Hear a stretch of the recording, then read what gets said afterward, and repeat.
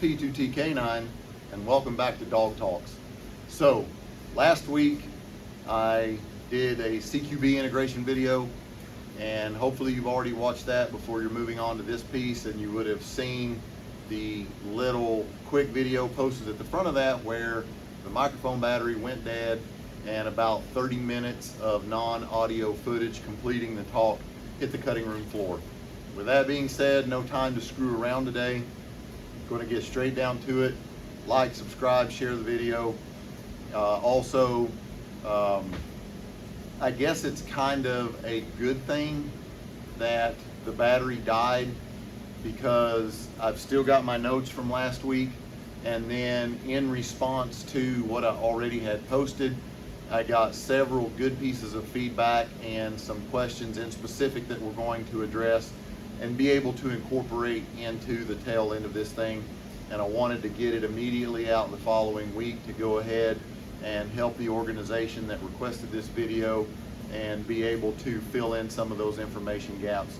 I absolutely love the feedback and the questions. The videos are long because I don't want to do drive-by, short, non-thorough videos. I'm going to co-opt a movie line from Sicario where he talks about, Benicio del Toro's character talks about building a watch and just keeping an eye on the time. I can teach you how to tell time. I can teach you how to build a watch, and I can even fix quite a few malfunctioning watches. So the point of my videos are always, I want to give you the information to be able to build a watch. Even if you only need to be able to tell the time, I want you to understand how all of these pieces and parts are interrelated and how it all makes the big picture function. And also to give you bona fides about why it is I think the way I do and why I've had the successes and the failures, so that you can be confident that this is just not some surface level explanation or me co-opting somebody else's information and trying to throw stuff out there that I don't know what I'm talking about and haven't done in real world terms. So with that being said, no more screwing around. We're going to pick up exactly where we dropped off last week with the video where it cut off, then continue from there with the notes, and then hit our questions submitted by the original person from an organization that requested this video to begin with. So we're going right back. I've recreated the diagram that we had from last week. We've discussed the 6-man package that's going to make entry, 5 assaulters plus the dog handler on the assault force. We have our potential 4 extra assaulters that are additional manpower. We're talking about our normal residential structure or small building structure that we would encounter for a law enforcement agency domestically, and how all of this works. So the next subject that we moved into right when the video died on the last one was we were talking about breech bang dog. We've already discussed the team numbers and handler position a bit, but breech bang dog, what does that mean? So that means we are going to a structure. We're talking about a normally no-knock type of warrant service where we have a high risk of both safety to the officers involved because our bad guys inside may be armed and willing to use armed force. We also are talking about evidence that is highly perishable that could become destroyed or lost if we did this any other way. Think of drugs or drug paraphernalia, well, not really paraphernalia, but the drug substance itself down the drain, down the disposal, down the toilet, things of that nature. If you were talking about other things, maybe sensitive documents or other stuff being put into a shredder, things of that nature, where that evidence, the integrity of it and being able to maintain that is time sensitive. So with that being said, we're discussing breech bang dog, which is exactly an outgrowth of the global war on terror era, the GWOT era. That vernacular didn't exist anywhere prior to the GWAT. And that means a structure where, we'll use a contrasting color, where the door is secured, windows, whatever our point of entry, is secured. Breach being we are going to physically make that closure, that door, that window go away. Sometimes even a wall, punching a hole in a wall. We are going to force an entryway into the building. We are going to throw a distraction device known as a flashbang, and then we are going to release the dog ahead of a flowing assault force. That is the exact definition of our breach bang dog discussion right here. In the special operations community, SOF MPC, and other programs in the special operations community, this is primarily going to be explosive breaching. Now, I don't know for our agency that requested this video if they're going to be doing explosive breaching, but in my experience, unless you're talking about special operations or a federal law enforcement agency, most of your state, city, municipal agencies don't really have access to or the training to do a lot of explosive breaching. So we're going to be discussing the mechanical breach or the ballistic breach, which are probably going to be the two that are most frequently found in law enforcement applications. So with that being said, how that relates to our breach bang dog, first thing I want to cover is, for our law enforcement, since they requested this video, we're going to need to make sure that we address our breaching methodology prior to and with doing our training for our integrated CQB. With that being said, it's not that difficult, but we do have to address it. Why do we need to address it?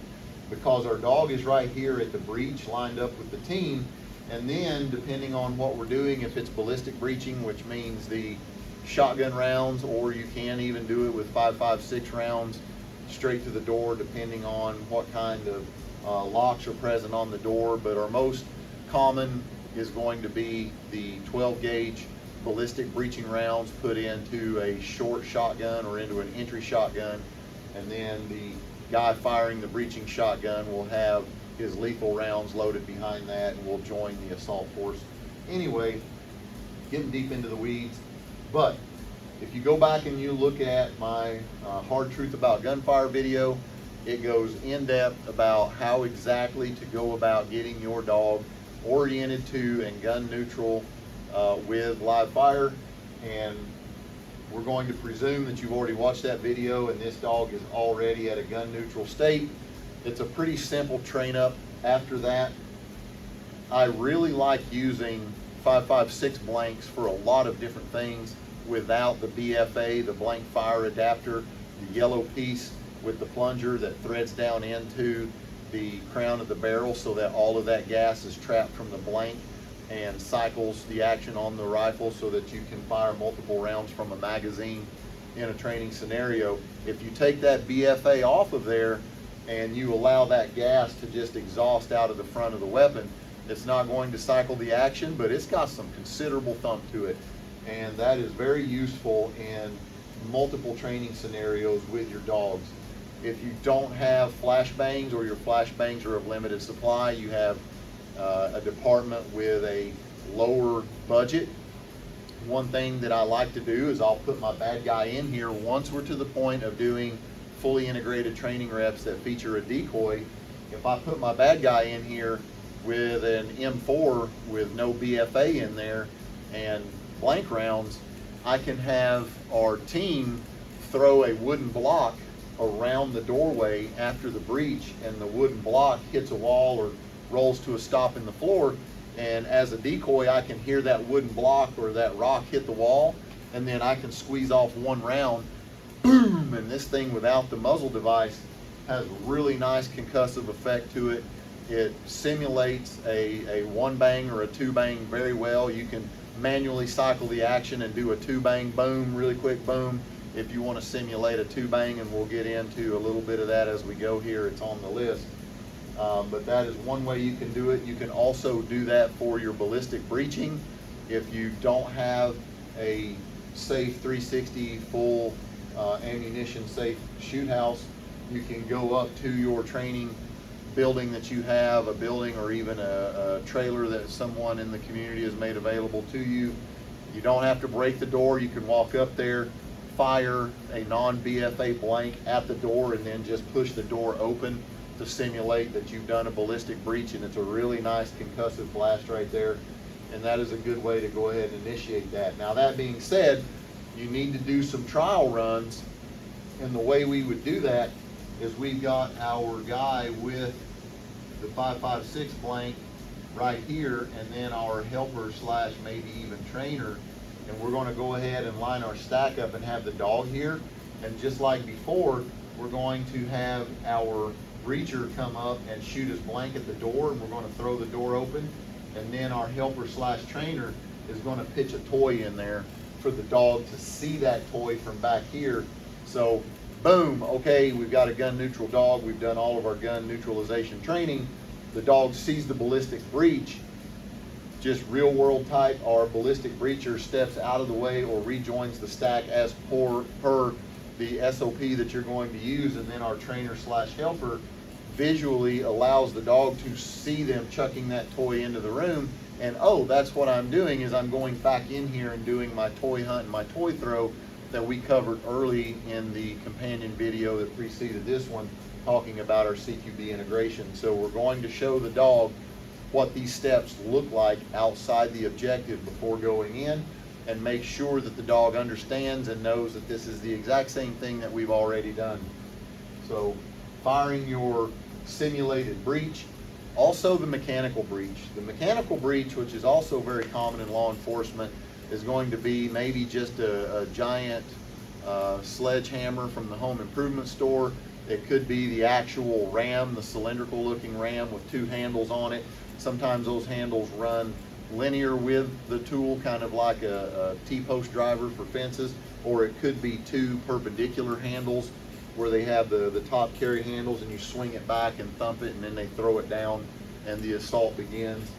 Either way, or even a hooligan tool, the often forgotten but not by me, the hooligan tool, great piece of kit for firefighters, rescue, and even law enforcement everywhere.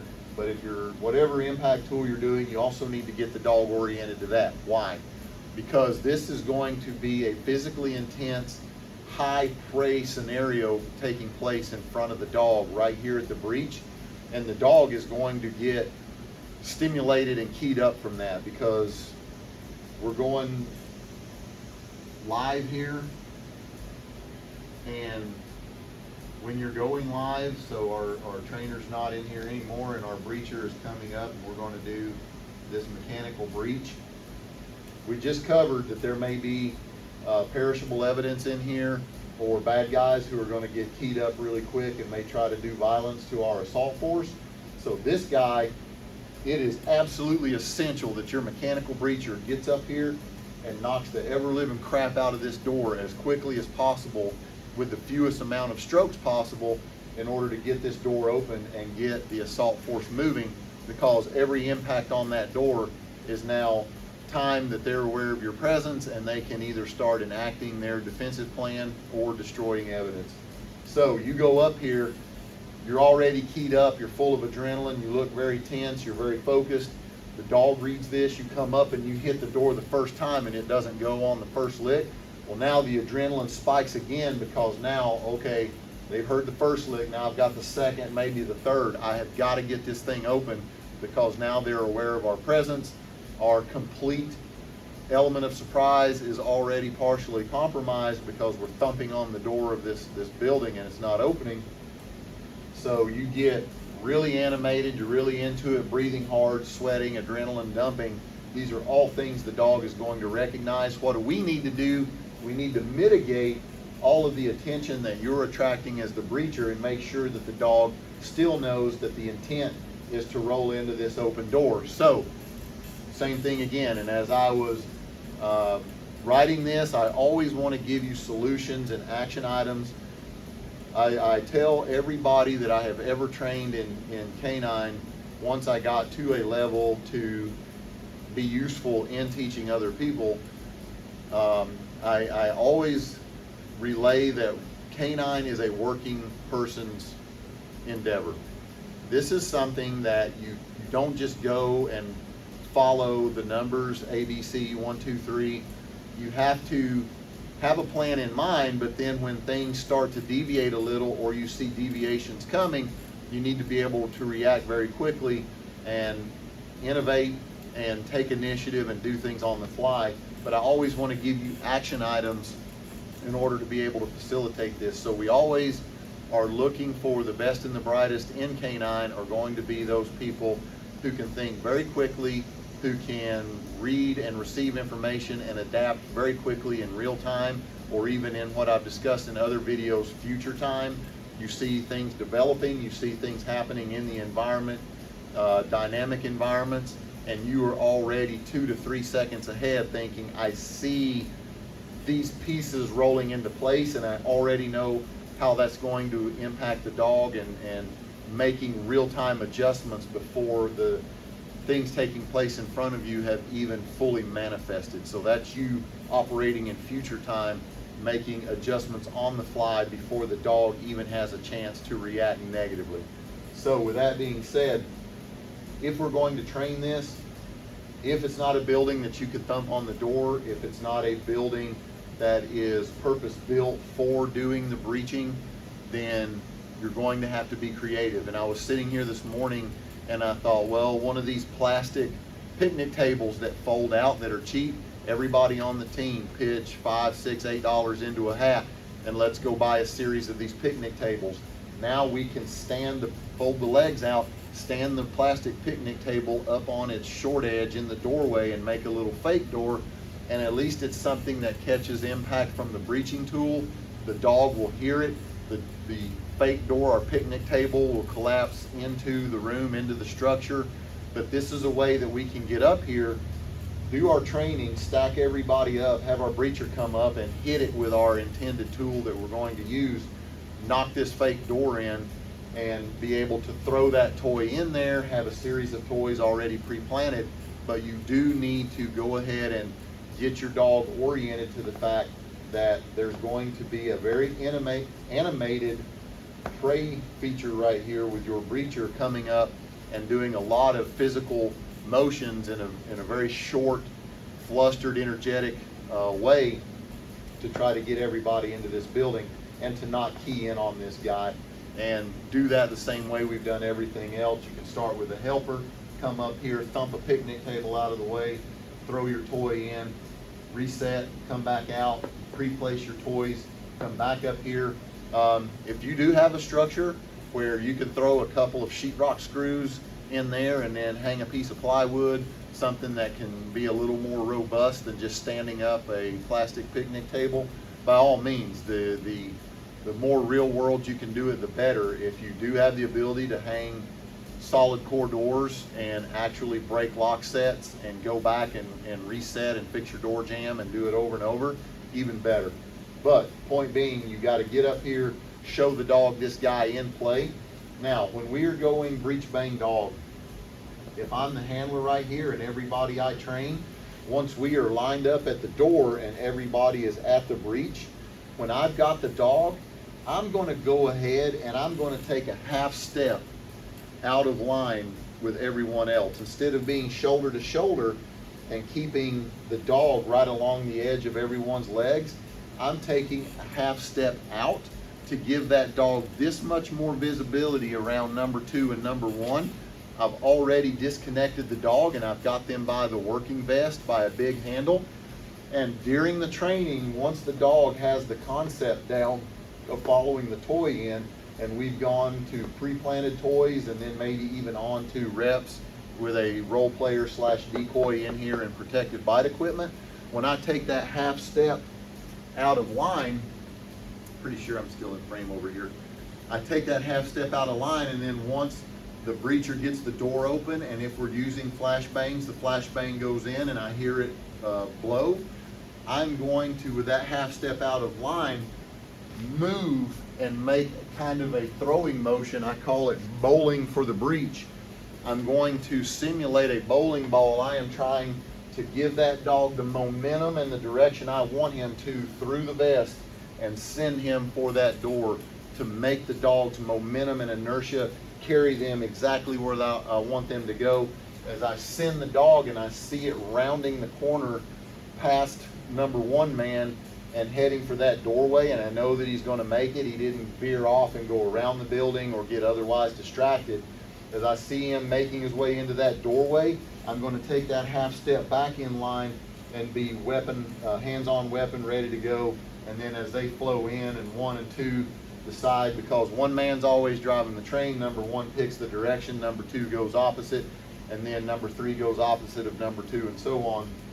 So once I see that dog rounding the threshold, making it into that doorway, because I know as soon as that dog breaks the threshold and his tail disappears by that threshold, number 1 is moving right on the tail of the dog. And so I know as he's disappearing, step back in line that half step, hands on the weapon, ready to go in and read your direction of flow into this room off the number 2 guy who's immediately in front of you. Now, both from the exterior of the building and the interior of the building, we are going to call this little subchapter Flashbang Awareness. If you are at an agency that has the ability to purchase and use flashbangs, flashbangs are an ATF controlled item. Anyone who's ever used them or been around the training knows that the accountable item is the spoon, the trigger handle that is on the outside of the flashbang. So just like a fragmentation grenade, they have a pin. You pull the pin, and once you release the handle on the body, that spoon is going to flip loose via a spring mechanism, and that arms the flashbang. And the way that is done is as you pull the pin and you make your throwing motion into the building, once you release it, the spoon separates. It is now armed and it goes into the building and it goes off. When you turn in your dunnage, when you have to go back and collect everything, obviously the bodies are dunnage, but the spoons are the accountable items. So anyway, I'm saying all that to say this: not every agency, and certainly not people outside of an agency that can have ATF controlled items, are going to get their hands on flashbangs. But if you do, there are 3 main flashbangs. There's a 1 bang, a 2 bang, and a 9 bang. The point to this whole subchapter is you need to know what you are carrying, what everybody else in the stack is carrying, and be on board if you are going to carry something different. If somebody's going to be loaded out with 1s and 2s and somebody else has 9s, or you have a mix of 1s, 2s, and 9s, or anything associated with that, you got to know and communicate that. Why is that important? Because we have already taught our dog to follow a toy into a building. And what does throwing a flashbang look like to the dog? It looks like you throwing a toy into the building. Now, you're going to say, well, Chris, that's a bad thing. I don't want my dog to chase a flashbang. Well, we don't want them to chase the flashbang, but it is a little bit of a good derivative to the toy training, because every time we see them throw an actual flashbang that way, the dog is getting information about which direction that they are getting ready to go once you release them. The big bugaboo is the handler has got to know what the assaulters are throwing. If you think it's a 1, so all of the bodies are close to the same size.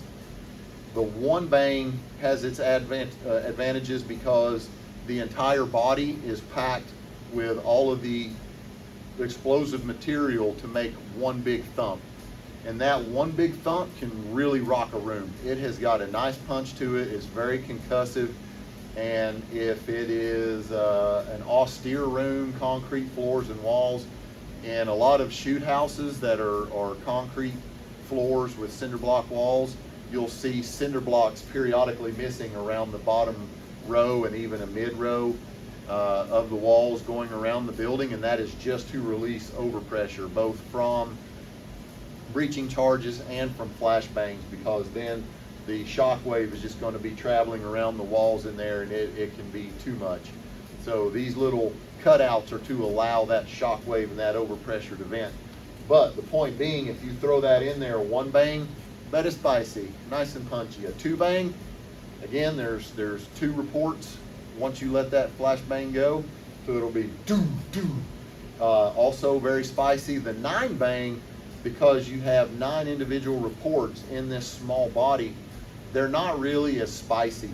They don't have the concussive force, they don't really rock a room, but it's more of a Chinese New Year. So there's 9 individual shots that come out of your 9-banger.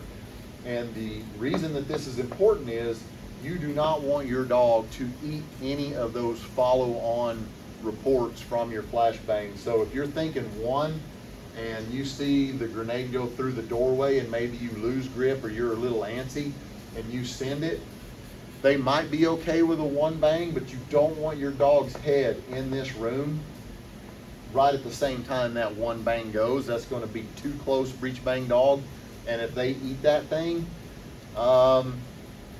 you might get away with it once or twice. I don't know. Go back and look at the Hard Truth on Gunfire, and we discuss how the dog has this hard drive in their head for the amount of stress and concussive blows that they can take before they're no longer suitable to do this kind of work. So maybe 1 or 2 little missteps, you might be okay. Could be even more than that. It might be a dog that, of course, this means it's our mistake. We don't want our dog to have run in here and eaten flashbangs or breaching charges multiple times, because if this scenario happens more than 1 or 2 times, maybe you need to find another line of work, that you're just not getting the timing down and you don't have the bandwidth to be able to read and react in real time to what's going on. But with that being said, we don't want the dog's head inside the doorway to eat a 1 or even a 2. A 9 is the least concussive, but the problem is it's 9 individual reports, 9 individual shots out of this body, and so this thing lacks the concussive force, but it snaps and it pops and it dances all around on the floor as all 9 of those reports go off, and there's a little bit of gold silver sparking to it that you can see as it dances around. So it creates a little bit more of a visual distractor, and because it's 9 shots, it kind of is intended to keep people in the room, keep their head down longer, disrupt their thought process a little bit longer than just a 1 bang or a 2 bang. The problem being, even though the concussive force is lower, if the dog goes in too early and this thing is on shot number 3, 4, and 5, it's still bouncing around on the ground for 4, 5, 6 more shots, and the dog can see it bouncing and popping and can run over there and potentially pick this thing up and put it in their mouth. And again, no explanation needed on how bad and detrimental that could be long term, both physically and mentally, to the dog. So always, always, always communicate. Are we using 1s? Are we using 2s? Are we using 9s? Is it a mixed loadout? And once you are interior in this building, we need to discuss in our pre-mission planning if there is even a possibility that we're going to throw additional flashbangs once we're interior in the building. And you might need to. In the special operations community in the GWAT, there may be fragmentation grenades thrown interior after the assault has started on this building. But you have got to communicate that. Talk about that in your pre-plan.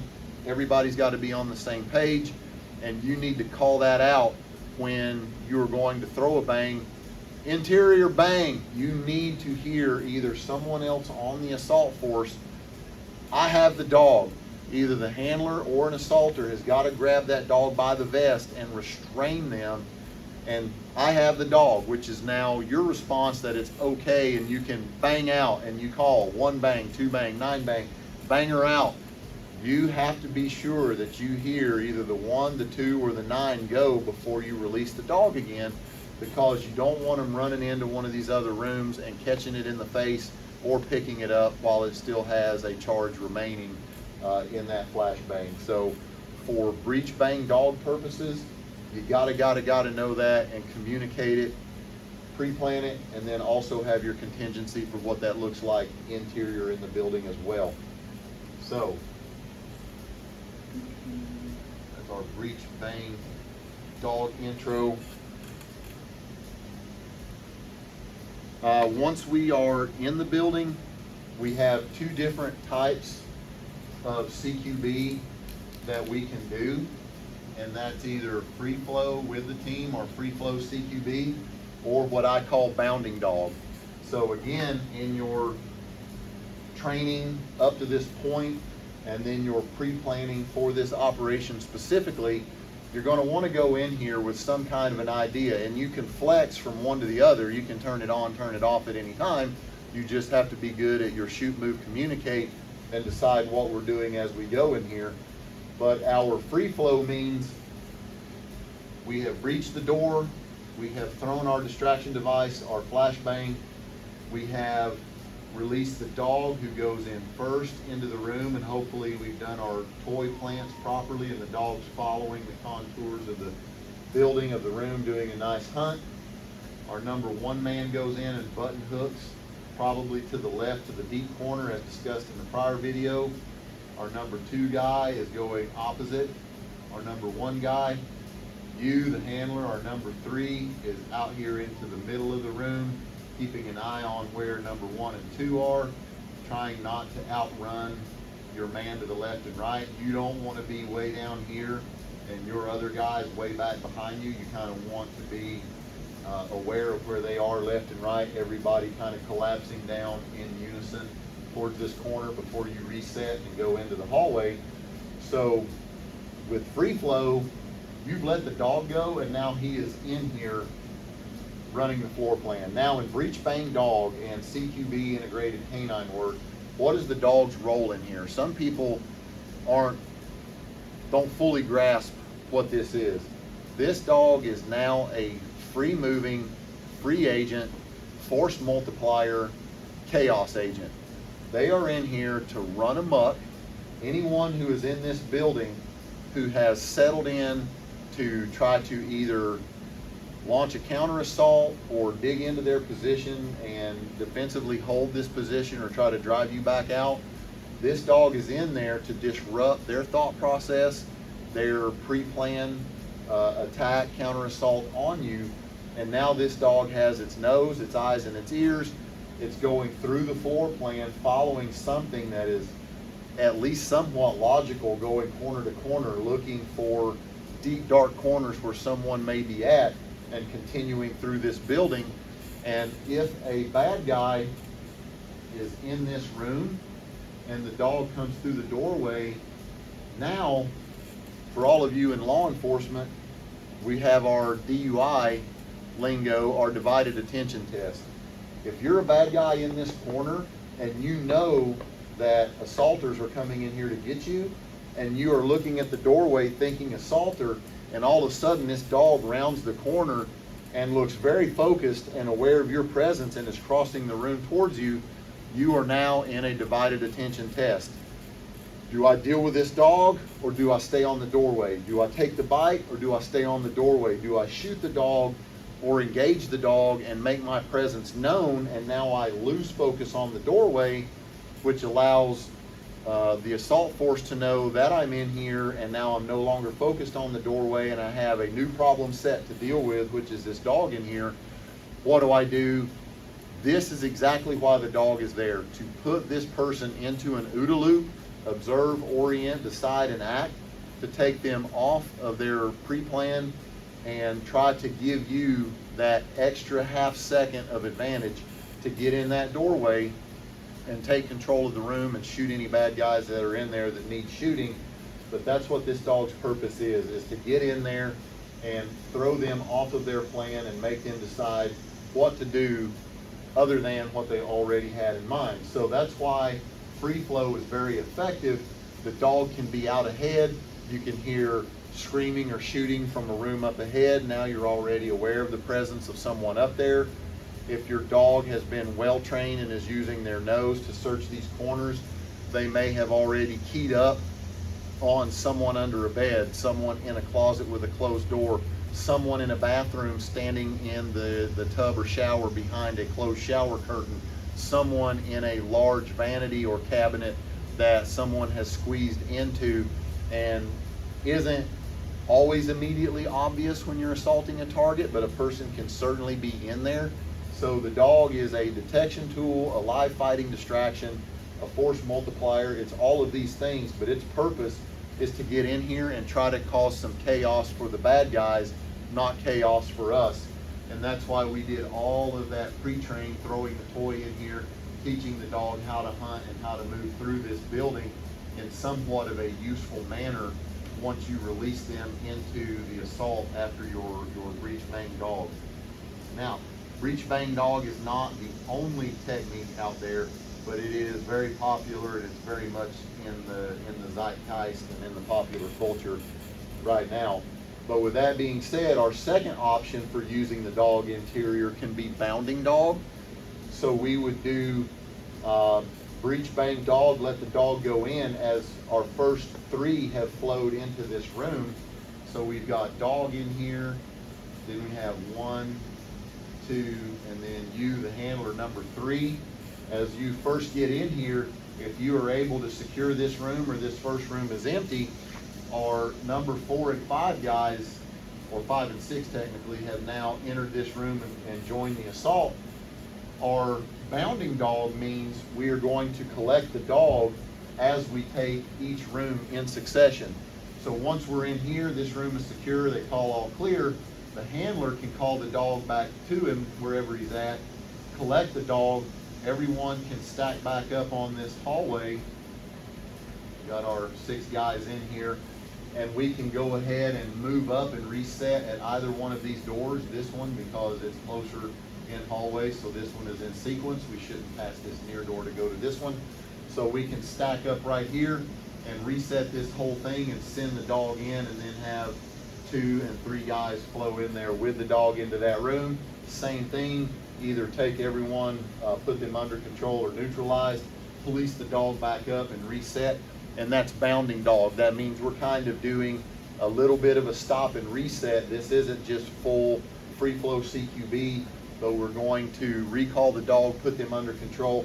The thing that bounding dog offers in this scenario is if you are going to do interior bangs, that now we already know that as we go, we're going to take these rooms pretty much one at a time, resetting as we go outside of them and putting the dog under positive control and having them do an individual release into each room. So bounding dog is a little bit more methodical. It's kind of that middle ground between a full-on free flow assault and doing a soft sell or deliberate room by room search. And soft sell or deliberate room by room, you may even be fishing the dog in on a 30-foot line ahead of anyone moving in here as you go, or even sending them in off leash by themselves into this room while the assault force holds the hallway or the area outside of the room. But that bounding dog is kind of that middle ground between the two, where you're still in there moving.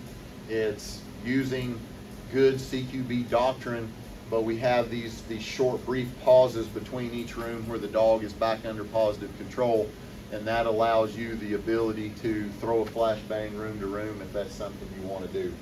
So that's your full spectrum operations of how you can integrate that dog, the free flow, the bounding dog, or the soft sell. So with that being said, what happens if we are real world?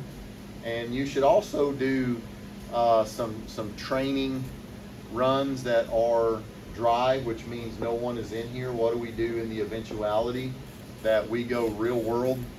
Let me have a little lukewarm coffee real quick.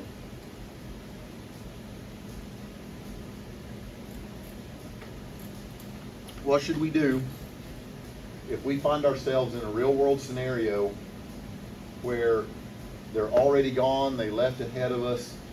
Maybe even in cases of the GWAT, it was just the wrong building altogether, and you wind up and you completely take down an empty building because it was the wrong one to begin with. Sometimes that happens. But with that being the case, or even in law enforcement, if you have a CI, a criminal informant, who might be on your side but isn't entirely on your side, and they just feed you a bad building altogether, which also happens, and you go out and this thing is empty. But now we're talking real world scenario. Now, there is no limit to how many runs you can do in a training environment when you are pre-planting toys in these rooms, because the dog is always going to a different spot, and we always keep all of our early spots fresh by occasionally hiding toys in here. And there's nothing that says you can't go in here and hide more than one toy in this building. You might hide at different points, you know, maybe a 1 here, a position 2 here, a position 4 here, and have multiple toys in there. But now the dog is always actively engaged and knows that if it keeps using its nose, ignoring what everyone else is doing and going room to room in here, that there is something in here that it can find. And it doesn't create the bad muscle memory of it's got to be biting somebody. It doesn't put them in that headspace and give them that crazy amount of drive that isn't really useful to us. Fuck, fuck, fuck.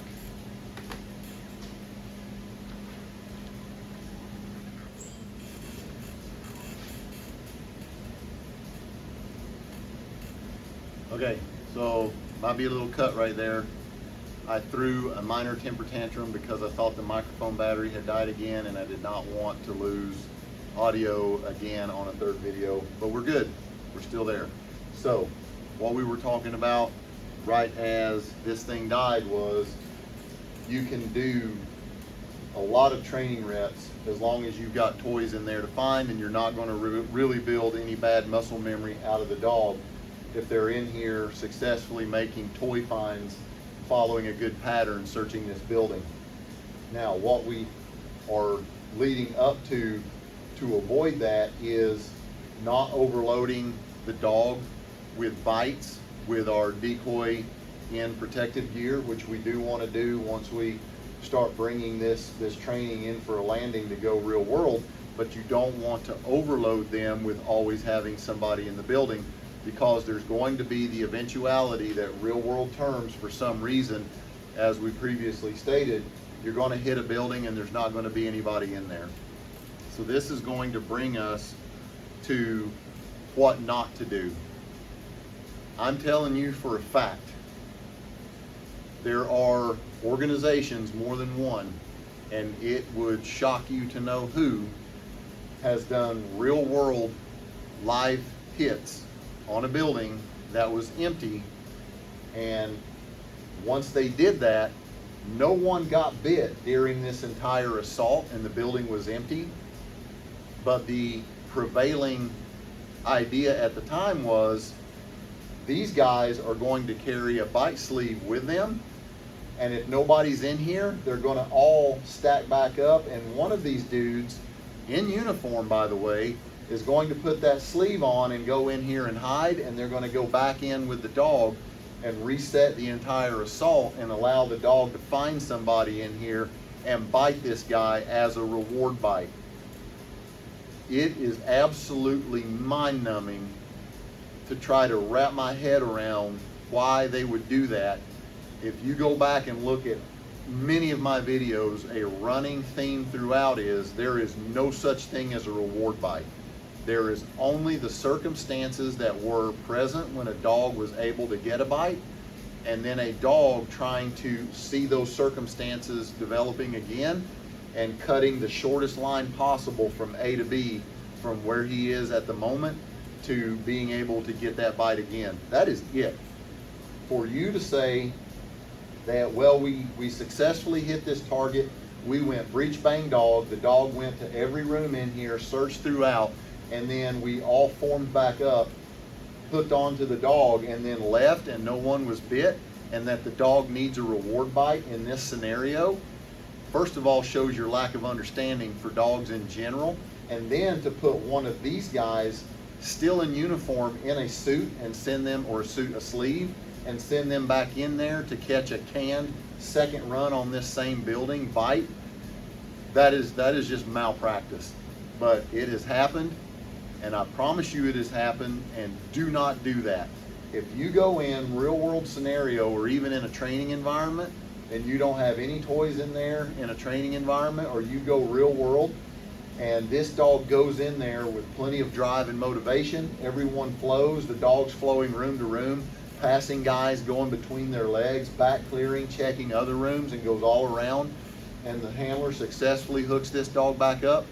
Pull a toy out from the handler, give that dog a toy, praise the ever-living shit out of this dog, and get out of that building and be done with it. If you go back in here, you're going back in here on a 6-foot lead to conduct post-assault exploitation. You're searching for drug evidence, bomb evidence, or weapons, whatever target odor your dog is on, but you are not going back in here to go back on patrol, and certainly not to put equipment on one of your guys to hide in here to go let the dog have a reward bite.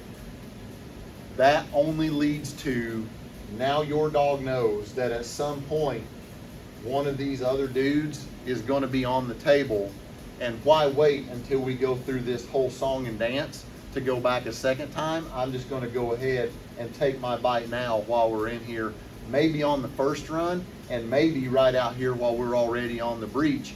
I'm just going to get bored and think, well, I feel like getting a bite, and I've been a pretty good boy up to this point, so I'm going to grab one of these dudes out here in the stack. And that has happened, and people walk around wringing their hands and shouting at the sky, why is this happening? It's happening because you taught it to happen. And the very fact that any of this even took place is absolute malpractice. So if you hit one that's empty, your dog performs flawlessly, give that dog a toy, praise, praise, praise, and get outside that building and continue to praise the dog. Book in that, mark and pay. Nothing could have gone any better. Do not go back in here and do some canned event. We're talking about things not to do, and I want to also discuss bite suit options since we're on the topic of things not to do. 2 years ago at AT Canine, and I have touched on it in past videos, also I believe included in this police dog training needs to stop now. When I first started in Canine prior to the year 2000 in the late 90s, the first dog seminar, and I think I've covered this in other videos, the first dog seminar I got to watch was in '97 when I was a newbie, still on field training officer program, and I was a trainee riding with another officer, and I got loaned over to the canine section to help be a chogi for the seminar. Way back then, Ray Allen pretty much dominated the bite suit market for all intents and purposes, and for a long time the only bite suit option that was available, it was kind of like Henry Ford in the Model A. You can get it in any color you want as long as it's black. And with that being said, the bite suits were predominantly all black. So again, give me a second, I'm going to build up to what not to do. Ask any law enforcement handler who had a dog in the late 90s and early 2000s in this era. Anyone who had a dog during that time, a bite dog, will tell you that they were on a scene where the fire department was there for some reason and you had your dog out. Nobody during this era will tell you my dog didn't launch or try to take a shot at, or me have to yank back on him for this dog trying to grab a fireman running by in turnout gear. Why is that? Because turnout gear is almost exclusively black or a dark color. It may have some reflective material sewn in at the cuffs, the hem of the pant leg, maybe even a vertical stripe up the pant leg, maybe a little across the back, but this thing is almost always black, and it is bulky, and it is of a construction material very similar to a bite suit. So, and I'm building to a point here, but in an era of almost exclusively black bite suits, Elite Canine was not on the scene. Hard Dog Requisites was barely starting out, didn't really have any market penetration, if any, at this point in time. So their purple and reds and their alternate colors and patterns were not yet really out there. So in this era of solid black bite suits, firemen were a target of these dogs whenever they were in a use where both were co-located at the scene. And the same thing we talked about earlier with the breacher being animated and loud and high energy. If you were at a scene where you had your dog out and these firemen are running around, usually it's a real world application. So they're yelling, communicating with each other, moving fast, running, getting equipment, pulling hoses, and all of this flurried activity, this prey drive would key up the dog, and then the dog sees this guy in all bulky black of a material very similar to a bite suit. Many firemen either got launched at or even snap bit during this era. Now, moving ahead in time, 2 years ago, I was at the AT Canine seminar and was shocked to see the market penetration of the camouflage bite suit. The multicam pattern has really gained a lot of traction over the years, and it's almost ubiquitous. Even in law enforcement agencies, it is common for their canine, their SWAT guys, all of the people in the special operations side of their departments to have multicam or some kind of camouflage pattern. And when I got to AT Canine 2 years ago, I had no idea how deeply this camouflage style of bite suit had proliferated into the canine community because guys think it's cool. They think it's a better level of training if you're out in the woods or a rural area and you're in a camouflage suit, that it makes you harder to see and the dog won't be able to detect you unless they're using their nose. All of that is absolutely false. I have done it for over 20 years now. I can be in the woods in a multicolored bite suit, and as long as your outline is somewhat broken up by some trees or brush and you are standing relatively still, these dogs will not see you. If you are absolutely stone cold motionless, it is very hard for these dogs to pick you up on sight unless they are just a few feet from you and finally sort out your silhouette amongst all of the breakup. So the fact that it's camouflage does not give you any advantage or improve the dog's performance in these settings by using their nose and not locating you by eyesight. That is absolutely a fallacy. If I were to tell you the person and where this person came from in their canine career that I went and brought this up to, I was first of all embarrassed to have to go tell this person about the camouflage bite suit, and then to point out how detrimental its use in this training could be, and then have that person give me the confused house cat look and say, I don't know, I really don't see your point. Shocked, I tell you, how embarrassed I was that this person had to be briefed on that and then still didn't put the connection together. If you have a camouflage bite suit, do me a huge favor, go buy 5 gallons of diesel, pour 5 gallons of diesel on the suit top and bottom and set it on fire and burn it and erase it from the earth. These are the worst things ever, especially if you are going to be using them on a department who has any kind of a camouflage uniform for tactical or canine deployments. You are signaling to these people or signaling to the dog that these people are potential targets at some point. Before he retired, I had the good fortune to train several times with Franco Angelini. He's still in canine, he's at a different organization, but he had his own private business for a long time, the Bite Doctor, and did bite seminars and decoy seminars. And in his slideshow, he told me, which someone may have got it after it as well, but at the point that I mentioned it, he had a slide of a guy in a barrel sleeve catching a dog, and the guy was obviously in blue polyester pants and what looked like a blue raid jacket, police type top. And he says, what's wrong with this picture? And people talked about grip or bite depth or all this other stuff, and I said, it looks like the guy is in a semi-official uniform catching a dog. And he said, yes, you are the only person who's ever picked that out in this presentation, and other people may have after the fact. but that is straight from his mouth to my ears. So, with that being said, Franco Angelini agrees with me that what you wear when you present yourself as a green light target to a dog matters. I have real world proof. Even my dog, when I was on the street at my law enforcement agency, would take a launch at a fireman. If he thought I was being inattentive or the fireman got too close, he would launch on somebody in turnout gear. These are two examples.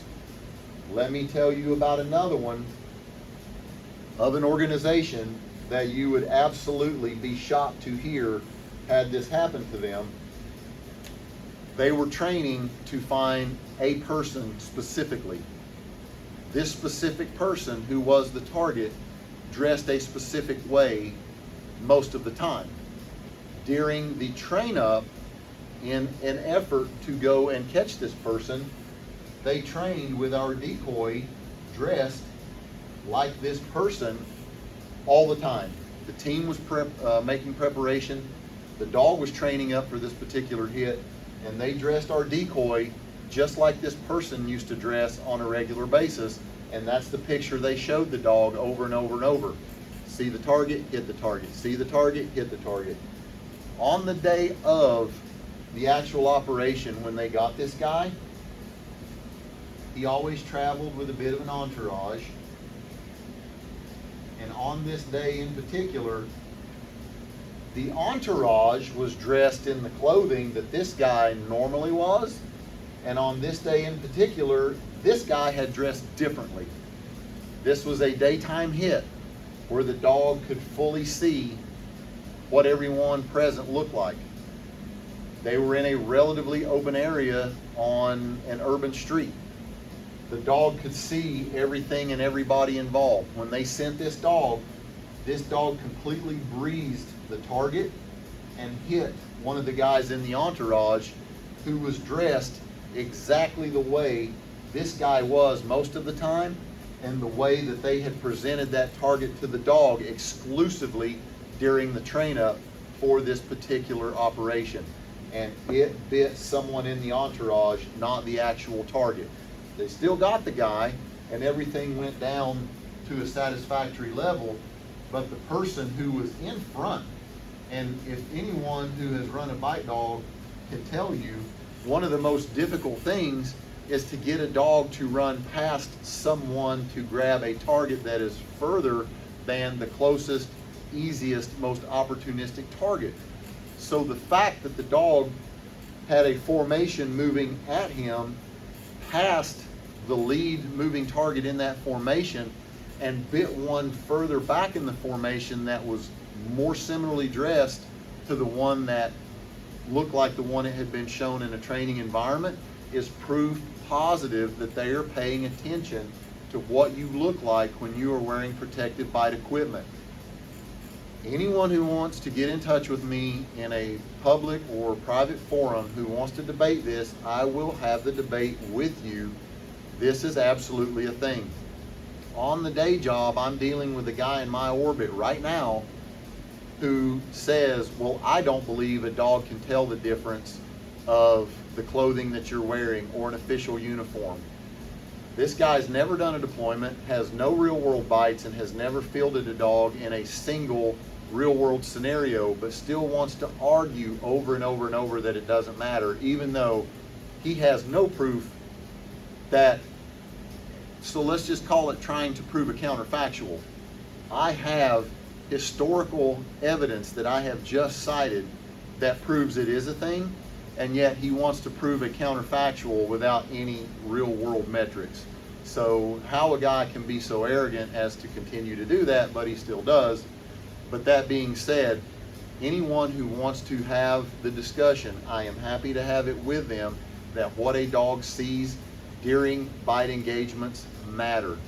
Do not do it in a uniform. Don't be lazy and be wearing half of an official uniform or any part of an official uniform and go don bite equipment and catch dogs on bites and then wonder why your security element or cover officers are being bit either occasionally or regularly, because you taught them to. In fact, I got a couple of visual aids over here whenever I do bite training, I will never, ever, ever catch a dog in a ball cap, especially an old nasty one that looks like this. I will never, ever use over-the-ear hearing protection. I've got another little visual aid over here. What you show the dog and what they see matters. Why will I not wear this when I'm catching a dog in protected bite equipment?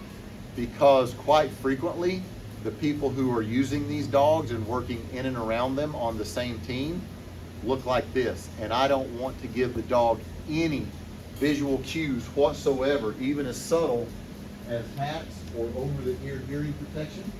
So when I'm doing this high level of training, what do I look like? I get my foamies. I put foamies in the ear canal so that my head has a natural looking appearance to the dog, no over-the-ear hearing protection. I have preferred eye pro for when I am shooting or at the range or participating in training where I am shooting. And they have more side protection and usually a darker set of frames and earpieces. These are what I use when I'm catching a dog and we're using sims or live fire or throwing flashbangs or doing breaching. I have to have eye pro, and this is what I use. These are rimless. There are no frames to them. The earpieces have no color contrast. These things are as mundane and low signature as I can get, and these are what I use when I'm catching a dog, so that even though I do have to have eye pro on, they have no resemblance to that which is normally worn by the handler and by the assault force, so that even something as small as the eye pro can't lead or lend to showing the dog that picture of what the people who are on our side are going to look like. Do not do it. So this all helps with your target discrimination. I want to address a couple of comments. I started off by saying I had to do this piece to finish the video and fill in some of the gaps when I lost the audio. The neat thing was, the good thing was, the guy in particular that I made this video for was able to view that and then formulate questions and ask me to come back and address those and fill in the gaps, which I am more than happy to do. So it was kind of a good thing because now I can add that in there. And one of his, I'll just read them directly. We'll go ahead and get our questions out here. Let me see here. So I've watched it all. I do have questions. It was so much to digest, but what about maintaining operator neutrality while sending the canine on a solo search in a structure, because that is what the mission needs at that time? Does that teach a seek and destroy mindset where the dog smashes everything in that structure and thereby you lose what you worked for in neutrality? So I'm going to stop right there. There's more. We're going to take it one chunk at a time. So he referenced neutral and neutrality a couple of times. Let's go back, because I want you to know and understand what everything is predicated on. If no matter what you use in conjunction with neutral,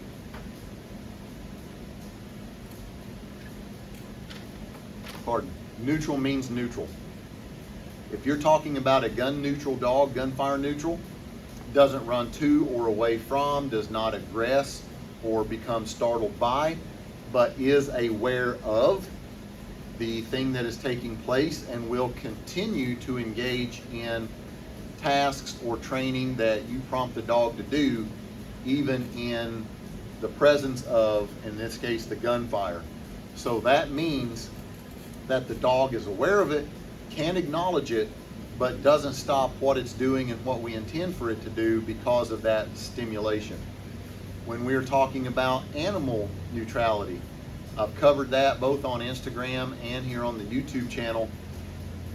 The dog needs to be aware of, but not aggressive to or afraid of, animals that I come in contact with. The horses, cats, squirrels, wild animals, domestic animals, other dogs, livestock, my dog can be aware of the other animal's presence, but even after a short acclimation period of seeing and recognizing its presence at the scene, that it should mentally recover and get back on task very easily and continue to do that even with the awareness of and in the presence of this distraction of the animal.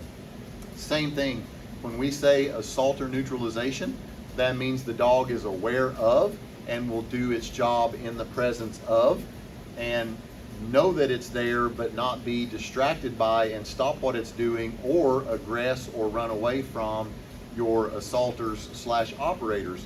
So when you say neutral, neutral means neutral. We have introduced them to that.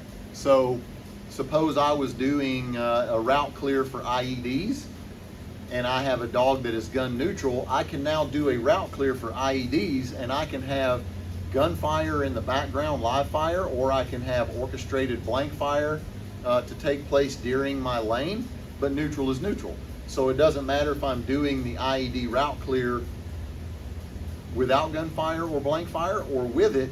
The dog has been accustomed to doing it either way because they're neutral to that outside stimulus. So same thing with this question with your building search. If you've done all the steps and your dog is balanced and you're getting good reps in for toys and you're getting reps in for decoys, you can send this dog in solo for a decoy or on real world scenarios. And because the training for the dog at this point is making entry and running to these last known locations of success for toys or decoys and searching corners and door jams looking for historically productive areas in a hope to try to secure a toy or get a bite in these areas. Your presence in here does not matter. The dog is in here running this pattern, and that's why we want to teach a good quality pattern with our aid placement. Go back and watch aid placement and what it means to your dog, separate video, by placing your toys in here and your decoys so that the dog is thorough and runs a somewhat sensible pattern and search to the floor plan, not just in here running willy-nilly or straight to the back. So operator neutral means whether you are in here or not, the dog, just like on the IED lane, is performing a task.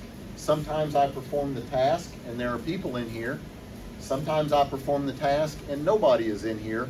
But if I do it and nobody's in here, I should be able to go back and do it with people in here because we've already put that into the dog's Rolodex mentally of things that might be taking place in here while you're doing the same job. So to answer the question, if you are successfully assaulter neutral, operator neutral, you can switch back and forth because to the dog, it should be all background noise, all ancillary. They should be in here doing the thing that we've taught them to do with or without your presence. Let's continue. Does integration cause handler dependency in the searching now or needing operators around? No, it does not.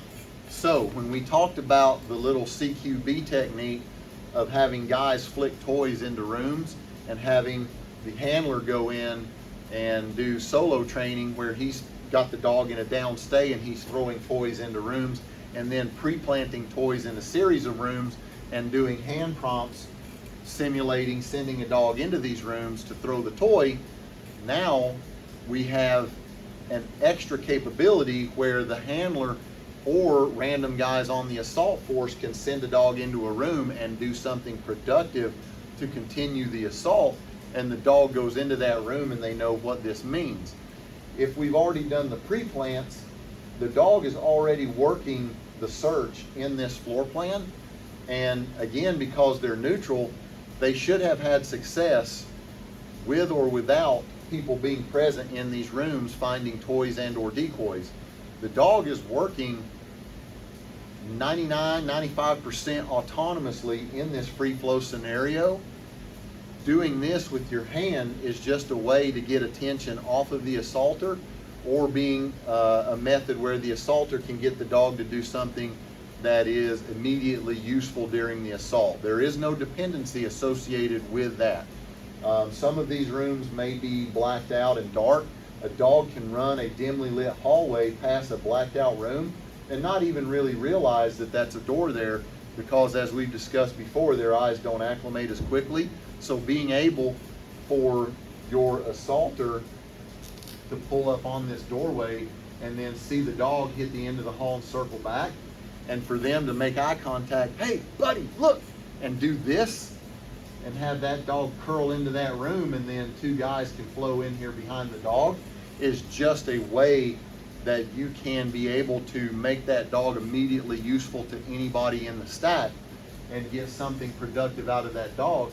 And the dog may not see this blacked out room. They may just be blowing by it because they don't recognize it as an open doorway due to the change in lighting.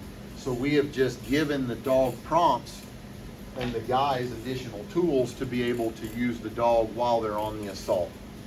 So let's go on. Lastly, you don't seem to do any of the integration with a hard muzzle on the dog. We trained with beep, and they were showing us kind of how they do it, and they relied heavily on the muzzle. So the reason I said beep was because he names the organization that he's referencing, and it is an organization that I know well from day one when they started their program, and I know many of the legacy handlers, and it is a great program, and it's not meant to be a point of embarrassment to them. This program has grown exponentially since it started. I was there with them when their first handler was doing research to start the program, and love that guy to death, but that program has had a lot of success, and with success comes funding and momentum, and funding and momentum is good, but when you experience that kind of growth, you get big, and then a lot of other opinions get thrown into the mix, and sometimes you move away from some of the core stuff that you should be doing. So this other organization is doing integration and flowing in here with a dog and a muzzle. Why would you flow in there with a dog and a muzzle in this initial train up? The reason being, you already kind of feel like your dog is a little bit edgy, or your dog has shown some edginess already, and you feel like you need to put the muzzle on there, and now you are just putting a stopgap measure onto the dog where they can't actually get their mouth on one of the assaulters if they try to take a snap bite in this scenario. My response to this guy's question, because I answered it directly on Messenger and then wanted to address it here for everybody in the video because it's a good and relevant question, is if you're doing that, you've already kind of gone the wrong direction with the training with your dog. They're already too edgy, and you need to try to put something over their mouth so that no one gets bit. I realize that that is a safety mitigation, and that there may be some well-intended, grounded ideology in doing that, but we need to back up and look 2 steps before this point and realize if your dog needs that basket over its face to keep it from biting one of these guys, it's already moving into the territory where it has the wrong impression about these guys in there and how edgy it needs to be going into this building. I do not use the muzzle integrated into this scenario simply because you shouldn't have to. If you go ahead and train this dog, get them oriented to the presence of everyone else, and you're gaining your neutrality through toy throws and toy plants, and you're making successful entries flowing through here with all of these guys, and you've gotten all the way up to the point that you can flow through here and incorporate a little bit of blank fire while doing a toy-based search for the dog, and then into the decoy routine that we talked about, where the dog will come in and be able to get the bite, and then we will simulate additional bad guys in rooms beyond where the dog is engaged with the decoy, and have some additional gunfire that the dog should not break from the decoy and leave and go and seek out. If you're to that point, you shouldn't have to put a muzzle on your dog to go in here and do this type of training. If you are, you need to take several steps back. If you have to do that to avoid an occasional snap bite in this scenario, first of all, you don't have confidence that your dog is completely operator neutral, and all of the guys in this stack with you, everybody is going to be just a little bit apprehensive. They're always going to be wondering, I'm the one who got bumped in the hamstring or in the calf during training from this dog in particular. Now we're doing it for real. Can your assault force be completely confident in your dog and focused on what matters, which is finding armed bad guys that are a danger to you and everyone else in this assault element, and taking those guys out before somebody gets hurt, making sure we all go home alive and uninjured? So if the answer to that is no, if I'm trying to keep one slanted eye on a dog running around in here, wondering if this is the time when I see him coming close to me and I feel that bite, I feel him hit me, then I am now the one in the divided attention test. I'm trying to run around in here and do something extremely dangerous and not get bit, and also worry about when am I going to get bit. So if you have to go in here with a muzzle on your dog for safety reasons, you're not getting the full benefit of this training. The dog is too edgy, and your guys are not going to have the full confidence of running around in this building with this dog in a real world scenario with no muzzle on. Bringing it in for a landing, I talked about in the prior video, bringing all of these mitigation techniques together. So for the assaulters, here's where we bring it all together. You're in the stack. The handler sends the dog. We go breech bang dog. The dog is in. We flow in behind the dog. You should move if you have done a good job and you are worthy of being in this formation right here. The blinders should be off. For that statement in specific, if you know, you know. The blinders should be off. You should be able to read the room, see what fellow assaulters are doing, see where your bad guys are at, and be pretty aware of where the dog is moving with peripheral vision only, and it should not stop you from what you're doing. If you are interior in this building and you are moving along and you become aware that this dog is just dead locked on you and has you in the crosshairs and is moving at you with intent and with speed, if you think, okay, I'm getting ready to get bit by this dog, he is completely target locked on me and I recognize that, here's the first thing you do. If you are in a room and you have already covered your security assignment 3/4 of the way, almost all of the way, and you can slow down slightly without opening up threat of risk to you or a fellow assaulter, slow down, reduce that prey element. If you can come to a complete stop for a moment or a couple of moments, come to a complete stop. So if I'm the assaulter, I'm moving along, I see the dog coming, I slow down, I come to a complete stop. Without looking away, I'm going to maintain weapons coverage and security. I'm going to say the dog's name. Buddy, buddy, Hemi, from the badge of the truck. We're going to use our code word that identifies us as part of the assault element and lets the dog know that I'm on their team. Buddy, Hemi, Hemi. And as I see the dog slow down, I may give a hand flick if there's a doorway, or a hand flick further down the hall if there's a doorway coming. And then as soon as the dog slows or starts to deviate, then you're back in motion. If there is somebody in that corner and I absolutely cannot stop what I'm doing, you are just going to have to suck it up, Buttercup. Don't slow down, don't stop. Say, buddy, Hemi, identify yourself, but keep moving. Drive into that corner, drive into that target, whatever you got to do. If you got to take the hit from the dog, take the hit from the dog. It hurts, it's uncomfortable, you're not going to be a happy camper, but if it comes down to, if I take my attention away from this threat to deal with the dog, and I'm going to get hurt or people are going to get hurt versus I'm going to take a hit from this dog, the handler is going to owe you a really nice dinner and a bottle of whiskey later for the bad bite, but just take the bite. If you have to take the bite, what do? Do not scream. Do not yell. Do not pull back against the bite. remain as calm as you can, continue to do as much as you can that is needed at the moment in time.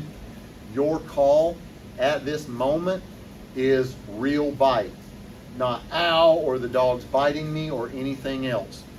In the training world, when you are the decoy and I'm communicating with the handler, if that dog comes off of equipment, if it's on the suit and it gets down on my hand or gets down on my foot or my ankle and I need immediate support, in a calm but clear manner, I am going to tell the handler, real bite, real bite. That is the signal for the handler to move in quickly and decisively and take this dog off as cleanly as possible to minimize injury to the decoy. So if you're in the building, if you can't stop, if you can't slow down, if you say the dog by name and give them your identifier word within your organization and it doesn't do any good and the dog bites you, take it, don't struggle, don't scream, and then call out as calmly as possible, real bite. If you're the handler and you hear real bite, you need to coordinate for other people in the assault force to take over your security responsibility at the moment. Don't abandon your post. Make sure that you've been properly relieved if you're holding a hallway. If you're the second man in a two-man element that has taken a room, do not bail out and leave your number one guy hanging until you have already completely cleared this room and you can call it clear safely, and then you can go back out and provide support to your assaulter who is calling out for real bite. If you are near that doorway and you can signal that dog into an adjoining room or down another hallway, then use that little hand motion without taking your attention away from where it needs to be. But that's bringing everything that we've shown the dog up to this point into play, using our hand and arm signals to give them something productive to do, to give them the recognition that, hey, we're on the same team, I know your name, I'm now calling out that word that we have established to let you know that we're on the same side. These are all of the things that we bring together as bite mitigation strategies, both in training and in real world engagements. Oh yes, and that hand motion, I want to drive the point home. Make sure that if you're throwing those flashbangs interior, call them out, know what you're throwing, and make sure that the dog is secure until that bang has already run its course and done its thing before the dog is released and free flowing again. So with that being said, I'm sure that's probably an hour of an additional 30 minutes of missing footage from the original video. As always, thank you so much for watching. I know these things are long. Special shout out to the very kind words from Chaotic Canine, Isle of White Sheps, Frequency Canine, all the people who watch all of these every time I put one out and have really positive feedback for me. Thank you so very much. The support is amazing.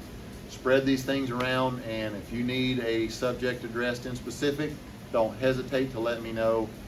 The failures are mine. I've already stepped on all of the yard rakes, so you don't have to. I'm not going to pretend that I haven't had missteps and problems, because that is in fact how you learn. But I would rather fly too close to the sun and fall back to earth than never fly at all. So hit me up. We'll see you on the next one.